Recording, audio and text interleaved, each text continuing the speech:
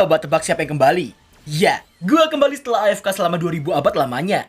Khusus para ciwi-ciwi yang kangen sama gua, coba komen di bawah. Guys, banyak dari kalian yang nanya gua kemana, kok nggak upload, atau bahkan mungkin ada yang duga gua pensi nge-YouTube. Wah jelas enggak dong, gua pensi YouTube, ntar gua nggak bisa dapet cuan lagi. Maksudnya, gak bisa ngibur kalian semua lagi dong.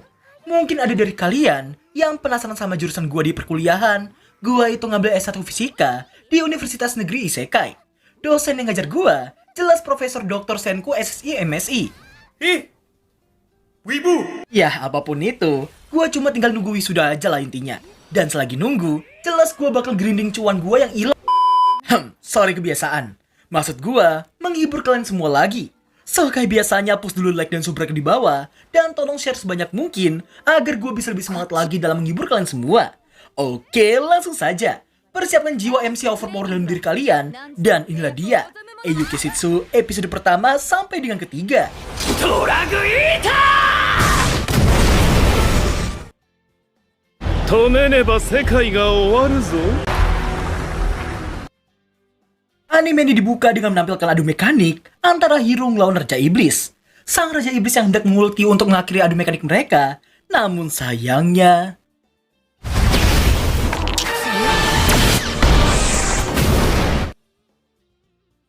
Dan sekali, ulti sang Raja Iblis barusan mampu dihentikan dengan sangat EZ-nya cuma dengan lemparan sebuah batu kecil. Sang hero yang merasa ulti tadi gak guna, nampak mengajak sang Raja Iblis untuk segera mengakhiri semuanya. Setelah menerimanya, mereka berdua mulai mengerahkan seluruh kekuatan yang ada. Sang hero dengan teknik menghancur 5 naga, sedangkan sang Raja Iblis dengan kekuatan penuhnya. Hingga pada akhirnya...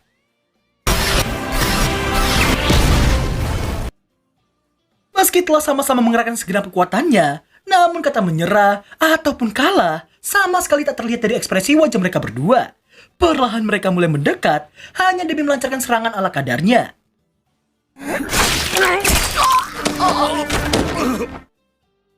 Scene berpindah di sekolahan. Setelah adu mekanik maut antara Hiro dan juga sang Raja Iblis tadi, sepertinya hal itu membuat dunia manusia kembali damai. Terlihat pula seorang anak cowok yang dapat kagum dengan salam sapa biasa yang dilakukan oleh semua orang. Biar gampang, nama MC kita ini ialah Blade.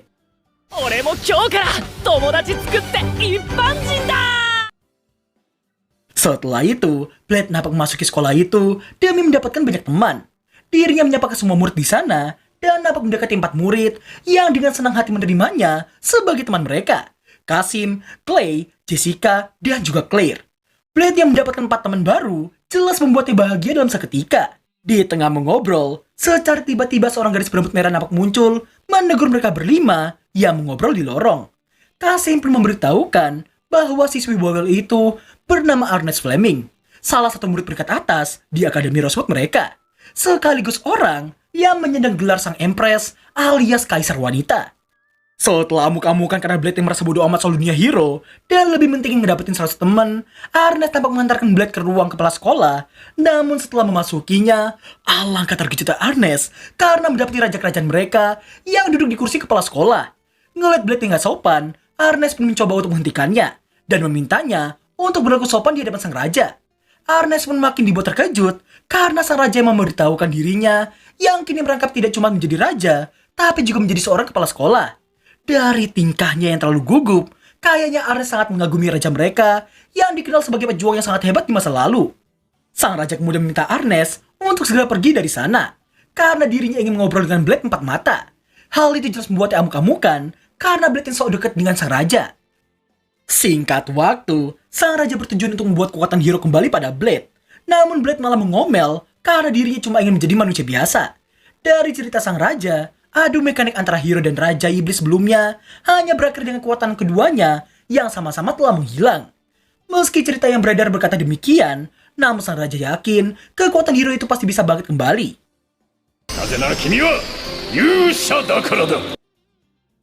Setelahnya, Ernest dibuat sangat terkejut karena Blade yang langsung jadi peringkat atas dan menduga dirinya telah menyogok atau bahkan menggunakan orang dalam untuk mendapatkan peringkat atas itu. Semua murid di sana pun memperhatikan Ernest yang terus amuk-amukan tanpa henti. Blade yang gak menggubriskan sama sekali dan malah terus mengenalkan diri demi bisa mendapatkan banyak teman. Sontak saja Ernest pun langsung emosi dibuatnya.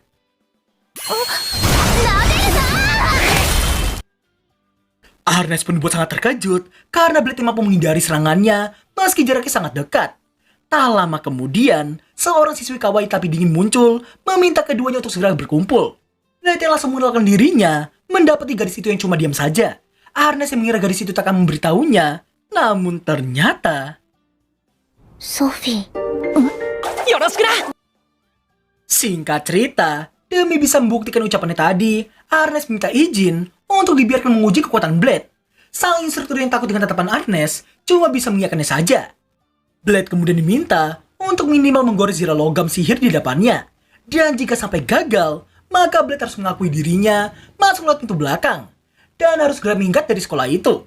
Ernest yang menganggap kelas peringkat atas yang berbeda dimensi dengan orang biasa, hal itu membuat Blade bertanya berapa dimensi perbedaannya. Setelah diberitahukan bedanya ada 3 dimensi, Blade pun mengatur kekuatannya agar sesuai dengan ucapan Ernest barusan.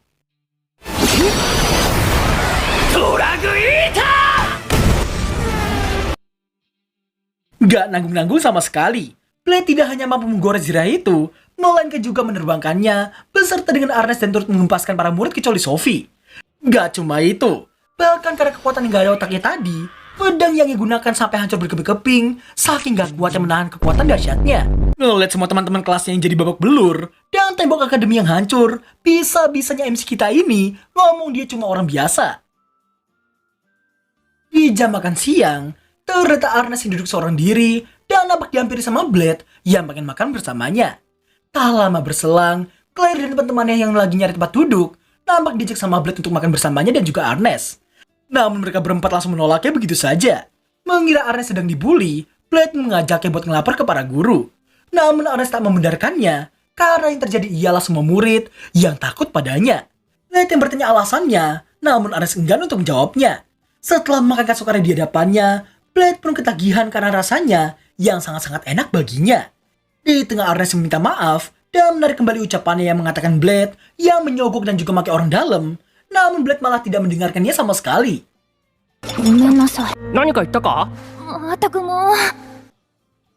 Sebagai murid pindahan, Blade pun berterima kasih pada Ernest yang terus membantunya dari awal.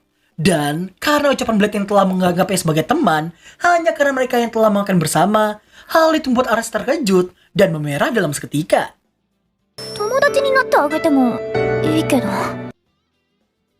Singkat waktu di malam harinya, nampaklah Ernest yang salah tingkah karena setelah sekian lama, akhirnya dirinya bisa memiliki teman juga. Namun di tengah kebahagiaannya itu, secara tiba-tiba...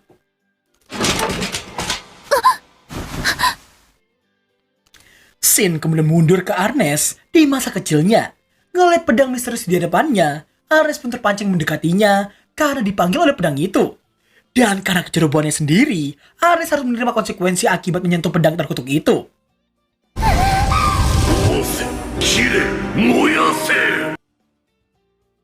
Dan saat ini, dirinya harus menahan pedang terkutuk itu dengan segenap kekuatannya. Setelah kejadian semalam, emosi Ernest nampak tak terkontrol dan terus menyerang Leonard dengan penuh amarah. Leonard diminta buat menunjukkan kekuatan aslinya, hal itu membuat tak memiliki pilihan lain. Hingga pada akhirnya...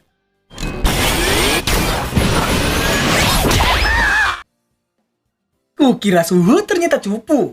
Meski kelihatan keren dan overpower, tapi ternyata serangannya itu gak ada apa-apanya sama sekali di hadapan Ernest sang Empress. Leonard dibuat merinding ketakutan karena Ernest yang seolah hendak menghabisinya.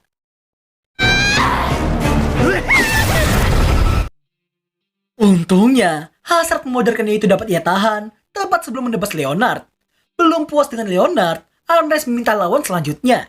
Dan dari sini, kita bakal ngeliat adu mekanik antar dua calon waifu gua.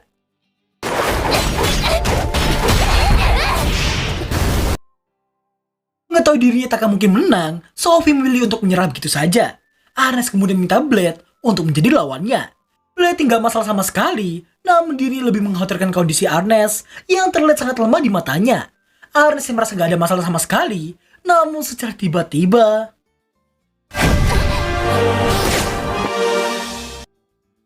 Setelah siuman dari pingsannya, Ernest yang terbangun dengan kondisi ketakutan, nampak langsung bangkit dan ditenangkan sama Blade. Ernest tak tahu apa yang terjadi sebelum ia pingsan, dirinya takut telah melakukan hal buruk ke teman-teman kelas mereka. Namun karena Blade yang berkata Ernest cuma pingsan dan hanya merasa berat saat menggendongnya saja, hal itu membuatnya agak tenang dan mengomel soal berat badannya yang sama sekali nggak berat. Di saat Ernest yang pengen segera pergi dari sana, Dr. Half Milf Half Onesan ini menghentikannya, namun Blade meyakinkan bahwa dirinya akan menjaga Ernest. Ernest yang melihat banyak yang murid di lorong, hal itu membuatnya melepaskan diri dari Blade. Blade yang memintanya untuk mengandalkannya, namun Ernest tak menggubrisnya dan hanya memintanya untuk tidak mengatakan pada siapapun soal dirinya yang pingsan sebelumnya. Di malam harinya, nampaklah Blade yang menyusup ke pusat kontrol data, usai menghabisi puluhan atau bahkan ratusan robot penjaga di sana. Di dalam, Blade terlihat mencari data soal Ernest Fleming dan mendapati informasi pedang Ernest yang bernama Asmodeus.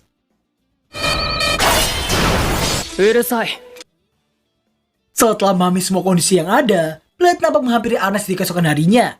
Karena ucapan Blade, Ernest jadi mengira Blade hendak menembaknya. Namun dirinya dibuat terkejut karena Blade mengaku telah mengetahui rahasia pedangnya. Singkat cerita, setelah membicarakan garis besarnya, Ernest diminta buat meyakinkan pedang sihirnya bahwa dirinya adalah pemilik pedang itu. Ernest yang awalnya ragu, namun dirinya menjadi yakin setelah Blade berkata dirinya yang akan mengalahkan Asmodeus jika terjadi sesuatu ke depannya. Dan di malam harinya, Ernest memulai ritual penjinakan pedang sihir Asmodeusnya ditemani sama Blade yang terus memperhatikannya.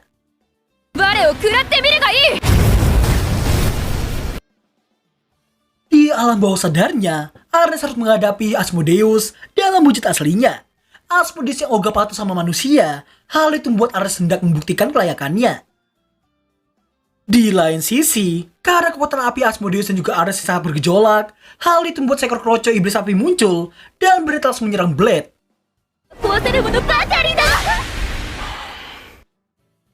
Scene kembali ke alam bawah sadar Ernest, yang mana nampaklah Ernest yang merasa tenang karena Blade yang dirasakan melindungi tubuhnya di dunia nyata. Ernest kemudian memanggil pedangnya dan berniat adu mekanik dengan kondisi yang bisa ngebuat video ini terkena koneng-koneng. Setelah keduanya bersiap, adu mekanik sengit antara Ernest melawan Asmodeus pun tak dapat terelakkan. Hingga pada akhirnya...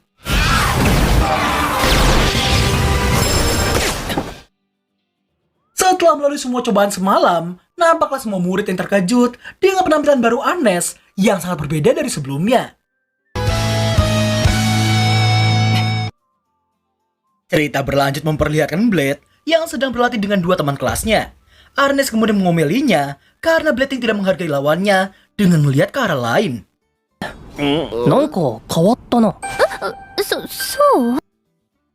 Ezat sekali, Blade mampu membuat Ernest menjadi salah tingkah dalam seketika. Setelah ditanya apa yang berubah, dengan sangat gobloknya Blade yang gak peka sama sekali, hal itu membuat Ernest berpose layaknya seorang gadis kasmaran. Setelah diberi kode sama Leonard, mereka berdua mengira Blade telah menyadarinya, namun sayangnya... Wakaran!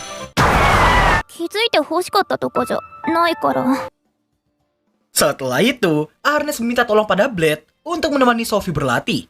Ernest juga memberitahukan Sophie yang gak pernah bertindak atas kemauannya sendiri, dan cuma dengan Blade lah ia pertama kali menyebutkan namanya dengan sukarela. Blade pun paham dan mendekati Sophie yang sedang berlatih. Sedangkan Leonard diminta untuk lari 10 km setiap hari seumur hidupnya.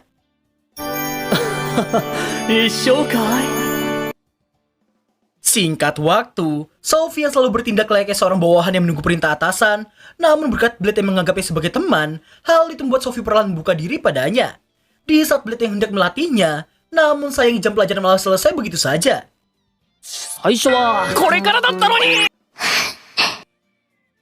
Scene berlanjut menampilkan Blade yang sedang melatih Sophie. Berkat pelatihan Blade yang mudah dipahami, Sophie mampu mengikuti tiap tutor darinya.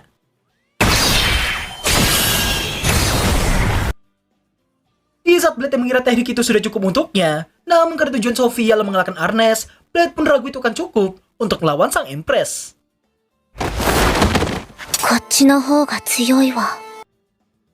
Hoki sekali. Maksud gua, dalam sekejap mata Blade mendapatkan rezeki nomplok. Ya, intinya, Sophie melakukan kuncian yang membuat Blade tak bisa bergerak sedikit pun. Dan, karena tujuannya adalah mengalahkan Ernest, Sophie meminta Blade untuk mengajari teknik lain di esok hari. Singkat cerita, nampaklah Blade yang sedang menemui Raja Gilgamesh. Dari sini kita bakal mengetahui betapa kelamnya masa lalu Sophie. Kekuatan dahsyat serta pemahaman luar biasa yang dimiliki olehnya, didasari oleh suatu alasan. Yang mana ternyata Sophie adalah prototip yang hampir sempurna dari Project Hero buatan. Mendengar hal itu, jelas saja membuat Blade terkejut bukan main dibuatnya. Gilgamesh kemudian menjelaskan, jika ada hero seperti Blade, maka harus ada seseorang yang sepadan dengannya. Sophie Tia Femto. Femto yang berarti 12, melambangkan Sophie adalah prototip ke-12 dari manusia buatan yang bernama Sophie Tia. Percobaan terlarang yang menggunakan teknik terlarang yang berasal dari masa lalu, menggunakan wujud manusia sebagai basis untuk membuat artifisial dari seorang pahlawan seperti Blade. Oi, masaka! Sono jikken ni... Mengira Gilgamesh juga terlibat dengan proyek itu, Blade yang hendak kamu-kamukan nampak dihentikan oleh Siren. Karena organisasi yang menjalankan proyek itu telah dihancurkan oleh sang raja. Tepat setelah itu Gilgamesh dan Siren bertemu Sophie Tia Femto dan langsung memberitahukan bahwa kini ia telah bebas. Namun jawabannya sungguh tidak terduga sama sekali. それは命令。 Mendengar semua itu, sontak Blade pun langsung berlari keluar dan terus bersedih atas kehidupan normal Sophie yang telah direnggut hanya demi proyek pembuatan hero buatan. Blade menyalahkan dirinya sendiri yang terlahir menjadi seorang hero. Dan demi menebus semua dosanya, Blade bertekad untuk mengembalikan kehidupan normal Sophie seperti sedia kala. 普通ってなんだ？ Demi bisa mewujudkan semua itu, Blade sampai rela berkeliling hanya demi mencari tahu apa itu kenormalan. Mulai dari bertanya pada dokter sesat yang ngajak Blade buat berhasil loli dengannya, nanya Leonard apa itu masa muda, bertanya pada Claire dan Jessica apa itu cinta. Sampai parahnya nanya soal kencan pada Arnes yang jelas membuat Arnes jadi salah paham dalam seketika. Parahnya lagi, udah kegeeran ngira Blade hendak mengajaknya berkencan, namun gobloynya デートしてくれ！ Blade sempat membuat kekacauan dengan memasuki ruang ganti para ciwi. Dengan sangat gentlenya, dia tak memperdulikan sama sekali para ciwi berbudi sembelih di sebelahnya dan langsung mengajak Sophie untuk berkencan dengannya. デートしよう！ わかったわ。 Singkat cerita, berkat misi memata-matai kencan Blade dan juga Sophie, Arnes akhirnya bisa ngedapetin teman lainnya, yaitu Jessica dan juga Claire. Dan dengan sangat ezetnya, Jessica mampu meredam kecemburuan Arnes cuma dengan roti kacang merah. Arnes pun dibuat semakin bahagia karena Jessica dan juga Claire yang kini tak lagi memanggilnya dengan nama julukannya. 友達みたいなものでしょ？ええ、そうですね。 Tak lama berselang, Sophie datang tepat di saat bel berbunyi. Sophie yang belum pernah melakukan hal normal sebelumnya, nampak ditenangkan sama Blade. ひとまるまるまる集合。ひとまるまるひと挨拶および行動確認。Saking detailnya, Arnes dan yang lain sampai menyamakannya seperti jadwal misi. Di saat Blade yang panik karena waktu telah menunjukkan angka 10.04, Sophie nampak langsung menenangkannya. すぐに移動開始すればいいと思うわ。 Ngeliat Sophie yang bergandengan tangan sama Blade, hal itu jelas membuat Arnes cemburu dalam seketika. Namun berkat hal itu juga lah, Arnes akhirnya memiliki nama panggilan dari Jessica. アンナでいいわよ。ああ、見失いました。 Sepanjang waktu, mereka bertiga terus membutuhkan Blade dan juga Sophie yang berkencan layaknya sepasang buciners. Yang bahkan mereka bertiga sampai rela memata-matai dari bawah air hanya dengan bambu sebagai sarana bernapas mereka.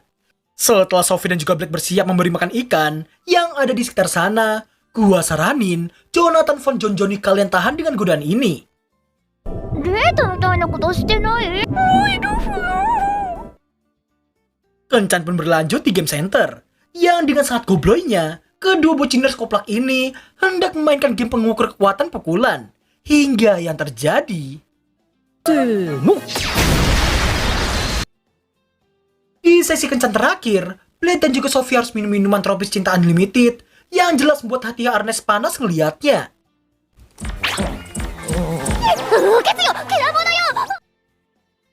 Demi bisa menjinakkan bestinya itu, Jessica memberinya secangkir parfait yang tentu langsung membuatnya kembali tenang dalam seketika. Tak lama berselang, secara tiba-tiba kedua buciners itu telah hilang entah kemana. Di mana ternyata mereka berdua telah pergi dari kafe tadi. Di saat Blade yang kepanikan karena semua jadwalnya yang dirasa telah kacau balau, Sophie nampak memegang tangannya dan mengajaknya buat pergi lewat jalan pintas.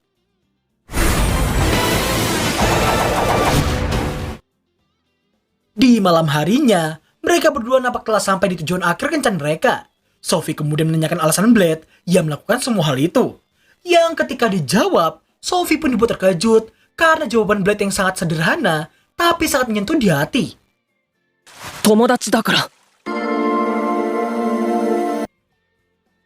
Sophie yang juga telah menganggap Blade sebagai temannya, hal itu membuatnya memberitahukan teman tidak menyembunyikan rahasia sama sekali. Dirinya kemudian memberitahukan satu rahasia miliknya. あなたに聞いてほしいことがある。人工の勇者たるべく生み出された。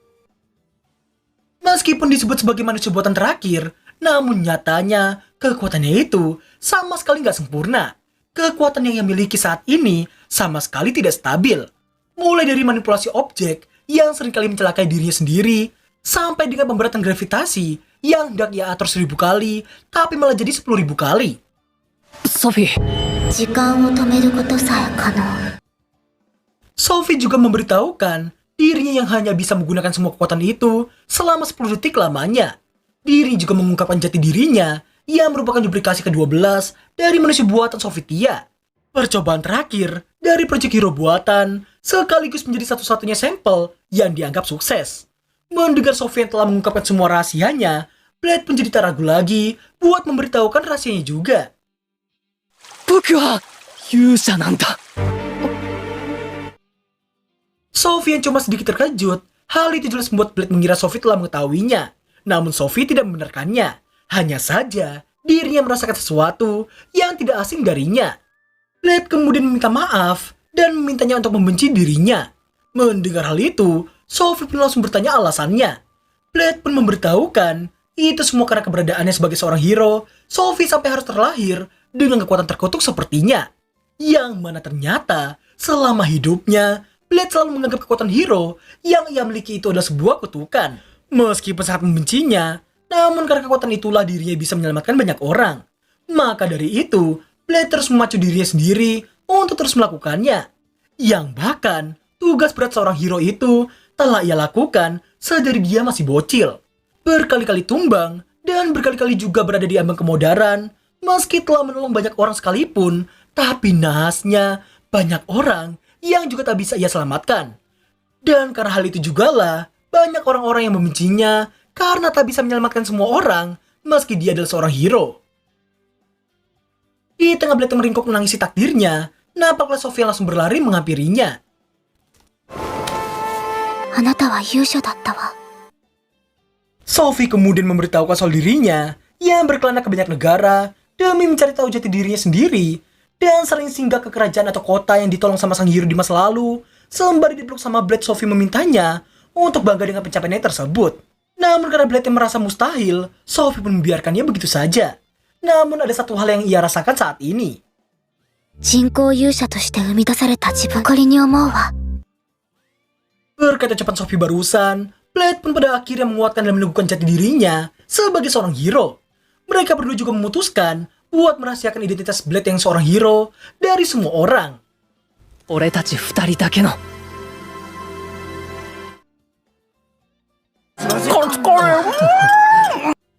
Scene berlanjut memperlihatkan Blade yang lagi makan dengan sangat lahapnya.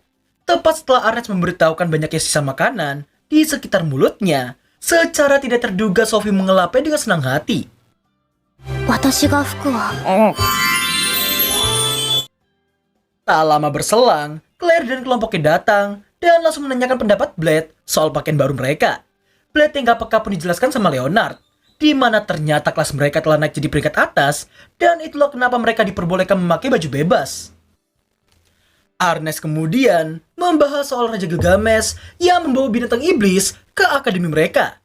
Namun Arnes harus dibuat ngomel karena reaksi Blade yang biasa aja.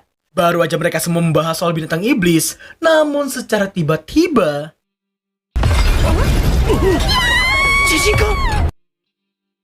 Mengetahui ada yang gak beres, Blade dan kawan-kawan pun langsung pergi menghampiri sumber keributan.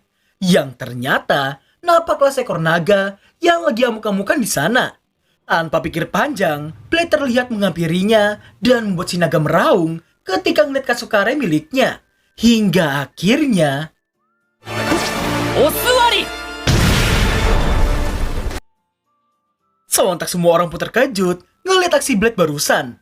Setelah memberikan Katsukare miliknya pada naga itu, koplaknya si naga ini bisa-bisanya malah kepedesan. Blade yang baru menyadari tatapan semua orang di sana, hal itu membuat beralasan memukul anak naga dengan satu pukulan adalah hal yang sangat wajar baginya. Mereka semua kecuali Blade dibuat sangat terkejut karena anak naga tadi yang berubah jadi bocil secara tiba-tiba. Naga bocil itu pun memeluk Blade dan menganggapnya sebagai bapaknya. Koplonya di sini, meski telah diberitahu sama Arnes bahwa bocil itu adalah naga kuning tadi, Blade nampak tak percaya dan baru percaya ketika Sophie mengatakannya. Hal itu jelas membuat Arnes mengomel karena Blade yang lebih percaya pada Sophie ketimbang dirinya. Si naga bocil yang telah diam sesuai perintah Blade barusan, dirinya pun meminta pelukan sebagai hadiahnya. 10秒は黙っておいてやったぞ。 Dan ternyata, alasan dari si naga bocil yang memanggilnya dengan sebutan bapak tidak lain karena Blade yang telah mengelakkannya. Blade pun kebingungan harus melakukan apa dengan naga bocil di hadapannya itu. Singkat cerita, di tengah Blade dan naga bocil yang bernama Cuculen itu yang sedang mandi, Arnes datang dan langsung terkejut karena mendapati Blade yang lagi mandi. Blade kemudian menanyakan soal informasi seputar Cu padanya. Dan ternyata, Ku diketahui adalah kepingan informasi dari naga yang telah dikalahkan di masa lalu. Dengan kata lain, Ku adalah pecahan jiwa yang berubah menjadi individual lain dan meniru penampilan dari orang yang telah mengalahkan tubuh utamanya. Dari semua informasi yang ada, Blade pun menyimpulkan adanya seseorang yang telah berhasil mengalahkan seekor naga yang sangat kuat. Arnes pun merasa itu mustahil karena takkan mungkin ada manusia biasa yang bisa ngelain seekor naga. Mendengar namaku yang keluar dari mulut Blade dari tadi, Arnes menduga Blade telah memberinya sebuah nama.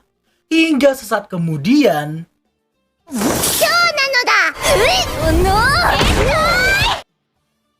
scene berpindah di kantin. Terlihat Arnes yang cemberut ngeliat betapa dekatnya Ku dan juga Blade. Ngeliat Ku yang gemesin waktu disuapi, Claire pun mencoba untuk menyuapinya juga. Namun sayangnya,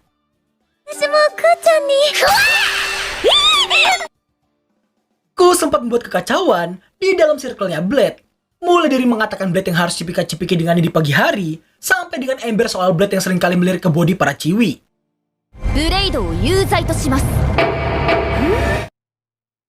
Scene berlanjut di sesi latihan. Semua murid peringkat atas yang melihat Blade yang murung, mereka pun mencoba untuk menghiburnya.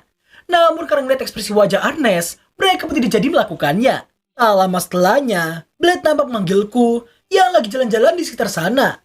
Namun tepat setelah itu, Ku yang mendapati sang bapak yang didekati sama Claire dan yang lainnya. Hal itu membuat terdiam dan tanpa disadari sama Blade, Ku langsung ngajar entah kemana. Singkat waktu, meski para murid kelas bawah telah ramah padaku, tapi Ku malah langsung pergi begitu saja. Dan tanpa disengaja, menabrak Blade yang sedari tadi mencarinya. Ku yang enggan untuk memberitahu isi hatinya, dia malah lebih memilih minta makanan pada sang bapak. Di malam harinya, nampaklah Arnes yang datang ke kamarnya Blade dan mengajak buat ngobrol di atap sekolahan. Dari apa yang diceritakan sama Blade, bayi naga akan selalu ditindas sama induknya, dan itulah alasan kenapa anak naga akan menganggap orang yang lebih kuat darinya adalah orang tuanya. Setelah melalui obrolan panjang seputar Ku yang selalu sendirian, tanpa orang tua ataupun teman, Blade memutuskan untuk mengasuhnya agar Ku tidak sendirian lagi. Arnes yang memahaminya langsung minta Sophie untuk keluar dari persembunyiannya. Sophie yang ternyata khawatir pun nampak ditenangkan sama Blade.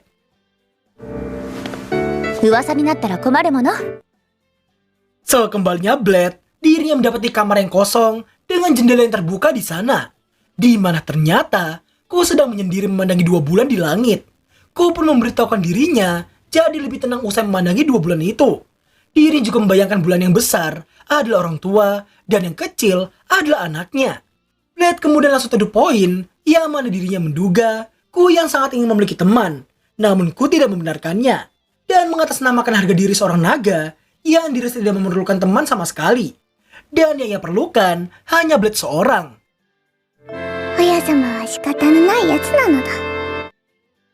Di keesokan harinya, Blade yang dikasih tahu sama Raja Gilgamesh bahwa Ku yang ngacar ketika diasuh olehnya. Blade pun mengatainya dengan sebutan orang gak guna.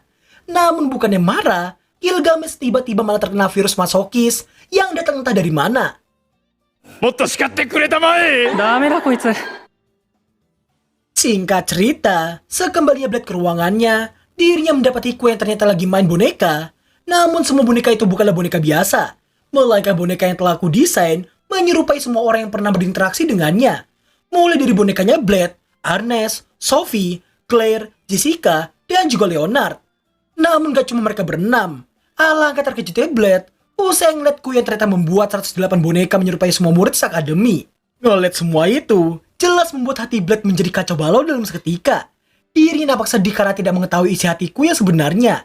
Blade pun berjalan dalam kondisi linglung dan melihat Ernest begitu saja. Mengetahui ada yang gak beres, Ernest pun langsung mendekati dan menghentikan Blade yang lagi benturin kepalanya ke tembok. Dirinya memintanya untuk menjelaskan apa yang terjadi sebenarnya.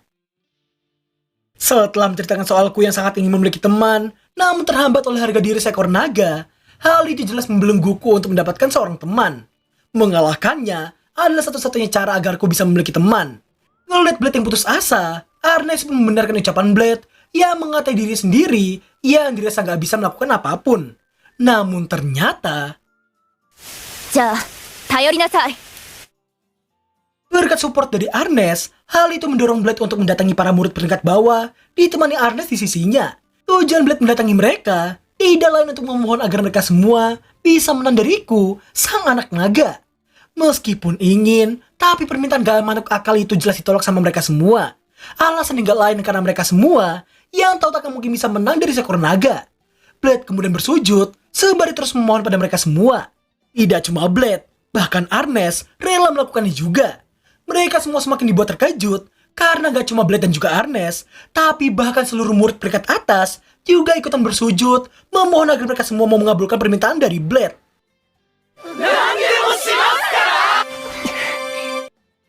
Beberapa waktu setelahnya, nampaklah aku yang dipanggil untuk berhadapan dengan kekuatan gabungan antara murid peringkat atas dan juga murid peringkat bawah.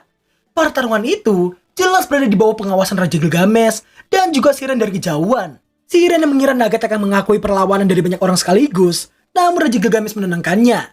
Karena seekor naga selalu memandang rendah bangsa manusia. Dan dirasa gak ada gunanya sama sekali, meskipun manusia menyatukan kekuatan mereka semua. Aturan dari Solo versus Squad itu ialah Blade yang dilarang ikut campur dalam pertarungan tersebut. Ernest kemudian mengobarkan semangat mereka semua agar bisa mengalahkanku di saat itu juga. みんなやるわよ。 Dan berakhirlah alur cerita anime Eiyuka Shitsu episode pertama sampai dengan ketiga. Puas-puasin lu semua, karena setelah AFK 2 juta abad, gua akhirnya comeback dengan anime yang langsung majreng 3 episode. Buatin nanya anime yang lainnya, kayak Jidohan Baiki, Okashina Tensei, Dark Gathering, dan yang lainnya, gua pasti lanjutin. Setelah gua comeback, kalian bakal lihat keseriusan gua dalam ngegrinding cuan. Kebiasaan banget nih mulut anjir. Maksud gua keseriusan dalam membuat alur cerita untuk kalian semua. Biar gue tambah semangat, ayo tingkatin lagi speed share kalian ke koloni wibu kalian semuanya. Supaya gue bisa jauh lebih semangat lagi dalam membawakan alur cerita dari anime yang kalian sukai. Dan kali ini, gue gak bakalan kayak salah satu dewan perwakilan warga isekai yang kemarin main Candy Crush Zeus. Oke, hop. Ya, kita cukupkan dulu sampai sini. Gue mau lanjut buat alur cerita anime yang lainnya. So, thanks for watching dan sampai jumpa di episode selanjutnya. Bye-bye.